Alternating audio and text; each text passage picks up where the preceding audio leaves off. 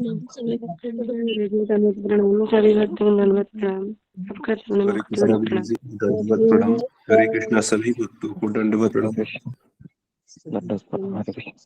ओम अज्ञानतिमिरन्धस्य ज्ञानाञ्जनशलाकया चक्षुरुन्मीलितं येन तस्मै श्रीगुरुवे नमः। श्री कृष्ण चैतन्य प्रभु नित्यानंद श्री अद्वैत गदाधर श्रीवासादि गौर भक्तवृंद। हरे कृष्ण कृष्ण कृष्ण हरे हरे, हरे राम राम राम हरे हरे।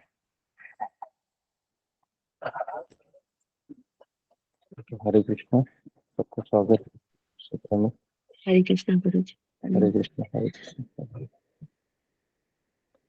जी हरे कृष्ण की दंडवत प्रणाम। जी। हरे कृष्णा हरे। तो आज हम वापस आज से हम एक नया किताब शुरू करने वाले हैं जिनका नाम है ये जपा। ये आप देख रहे हो, ये वाला सुंदर किताब है। अगर आपको मिला तो आप खरीद लीजिए। इस्कॉन मंदिर में मिलेगा, जप के ऊपर है। इसको मैंने कल ही खरीद लिया आप लोगों के लिए जी। तो ये शिला प्रभुपाद जी के वरिष्ठ शिष्य है जिनका नाम है भूरिजन स्वामी, भूरिजन प्रभु है जी।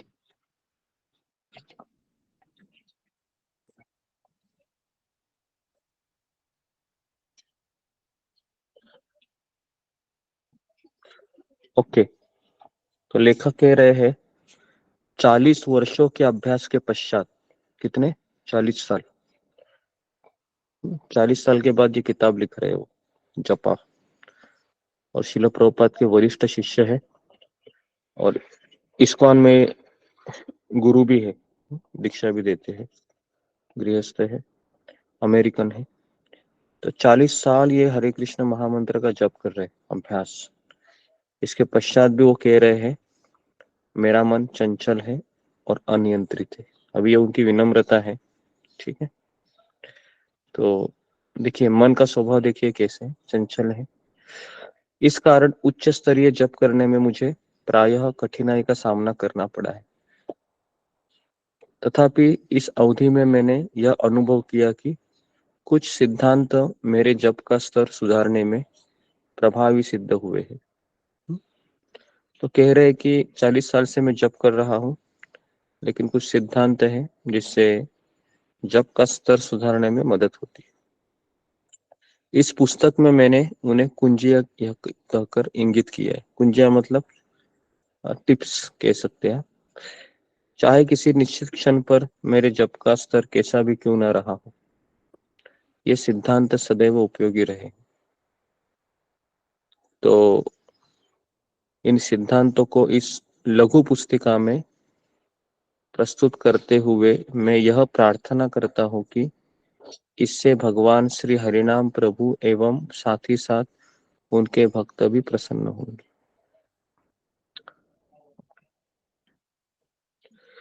तो वो कह रहे हैं कि कई वर्ष पूर्व में वृंदावन में टहलते हुए जप कर रहा था। अपना अनुभव बता रहे थे कई साल पहले में। उस समय में अनायास ही यह विचार करने लगा कि अपने जप में किस प्रकार सुधार लाया जाए। तो उत्साह पूर्वक जप करने हेतु मुझे क्या करना होगा। तो मुझे साक्षात्कार हुआ कि मुझे कृष्ण के पवित्र नामों के जप की महिमा से और अधिक अवगत होने की आवश्यकता है। तो लेखक बुरिजन प्रभु ने ये सोचा कि मुझे हरिनाम की महिमा के बारे में और जानने की आवश्यकता है। तो जितना हम हरिनाम की महिमा सुनेंगे उतना हम ज्यादा हरिनाम लेंगे। तो इस तरीके से मैंने उन सभी बाधाओं पर गंभीरता पूर्वक विचार किया जिन पर विजय प्राप्त करने में लंबे समय तक जप कर सकूंगा।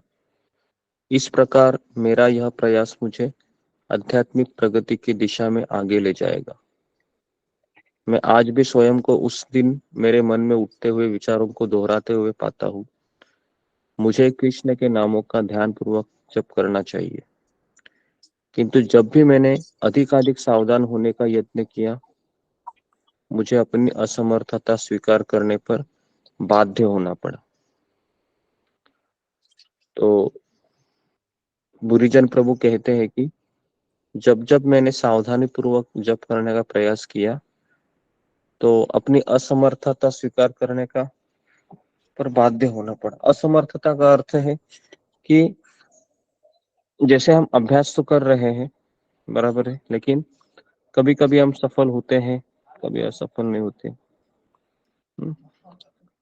मैं स्वाभाविक रूप से एक अध्यापक हूँ, वो कहते मैं टीचर हूँ, और मैं जो भी विषय दूसरों को सिखाता हूँ स्वयं अच्छी तरीके से सीख पाता हूँ। अतः मैंने दूसरों को उनका जप सुधरने में सहायता करने का निर्णय लिया। तो इस तरीके से उन्होंने कहा कि मैं दूसरों को पहले मदद करता हूँ। तो वहां मैंने जो ज्ञान अर्जित किया उससे मैं चकित रह गया। तो चैतन्य महाप्रभु ने पहले से ही शोध पूर्ण कर लिया है। तो इस तरीके से उन्होंने जी, जप के स्तर के बारे में भी बताया है।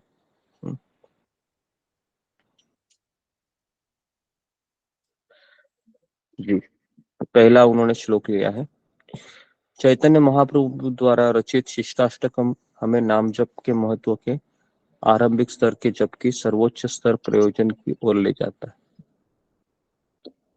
यह प्रयोजन है ब्रजवासियों के भाव में कृष्ण के प्रति प्रेम का अनुभव करना। तो हमको भाव, हमारा भाव कैसा होना चाहिए?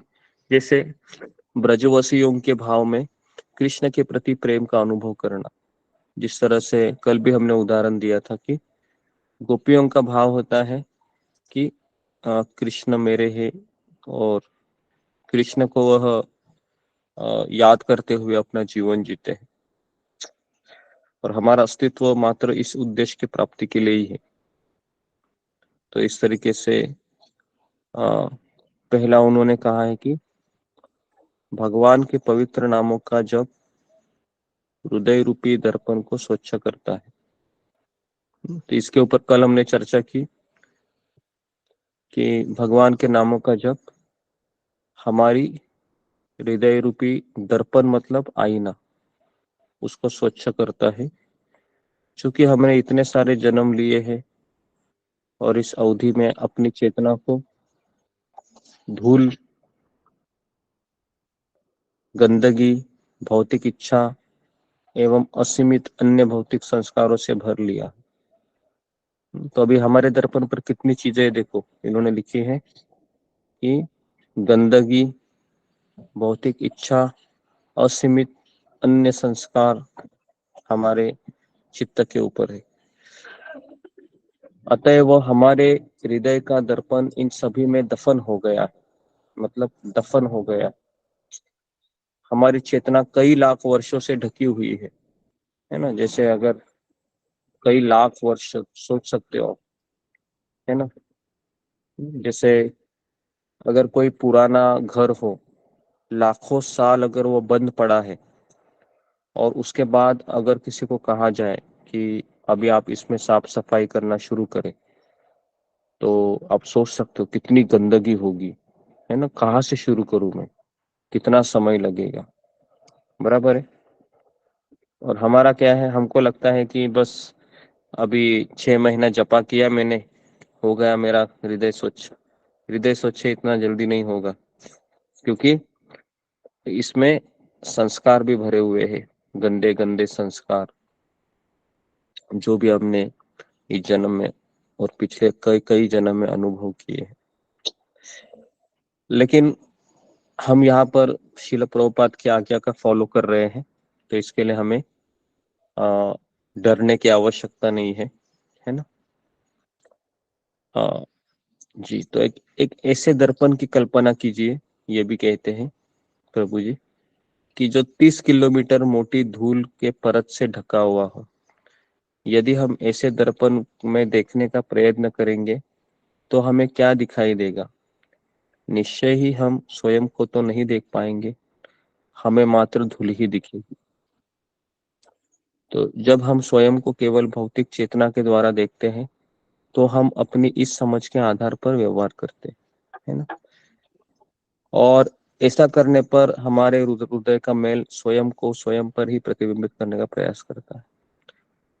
तो जी, तो पुरीजन प्रभु, तो आज हम इतनी ही चर्चा करेंगे कि यही कह रहे हैं कि पहले हमें यह समझना चाहिए कि मेरे अंदर 30 किलोमीटर 30 किलोमीटर मैं सोच सकते हो कि एग्जाम्पल देकर बता रहे हैं कि मोटी परत है हमारे आईने के ऊपर, और अभी हम आईने के सामने आए हैं तो हमें कुछ नहीं दिखेगा। तो पहला क्या करना होगा, हमें साफ करना होगा। लेकिन साफ करते समय भी हमको रोज ध्यानपूर्वक जप करना होगा, संघर्ष करना होगा। लेकिन प्रॉब्लम क्या है, अगर मैंने आज ध्यानपूर्वक जप किया, ठीक है, आज मैं सक्सेसफुल रहा, लेकिन अगर मैं जब अच्छे से भी करता हूँ तो उसके बाद भी